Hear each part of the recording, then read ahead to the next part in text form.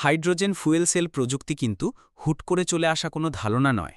এর পেছনে রয়েছে টয়োটার প্রায় ৩ দশকের গবেষণা, অধ্যাবসায় আর অকল্পনীয় বিনিয়োগ। গল্পটা শুরু হয় ১৯৯২ সালে, যখন জলবায়ু পরিবর্তন নিয়ে বিশ্বজুড়ে আলোচনা সবেমাত্র জোরালো হতে শুরু করেছে। ঠিক সেই সময়ই টয়োটার ইঞ্জিনিয়াররা ভবিষ্যতের পরিবহন ব্যবস্থা নিয়ে ভাবতে শুরু করেন। তারা বুঝতে পেরেছিলেন শুধুমাত্র বিদ্যমান প্রযুক্তিকে একটু উন্নত করে দীর্ঘমেয়াদী সমাধান পাওয়া সম্ভব নয়।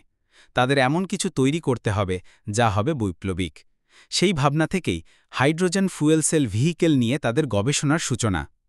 টয়োটার দর্শন শুধু গাড়ি বিক্রি করা নয়, বরং একটি টেকসই সমাজ গঠনে সাহায্য করা।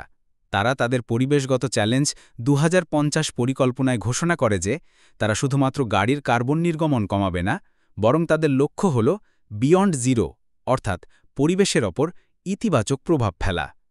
এই দীর্ঘ যাত্রাপথে তারা বহু বাধার সম্মুখীন হয়েছে। হাইড্রোজেন সংরক্ষণ করা একটি বড় চ্যালেঞ্জ ছিল। ফুয়েল সেলের দাম ছিল আকাশ ছোঁয়া। পরিকাঠামো বলতে কিছুই ছিল না।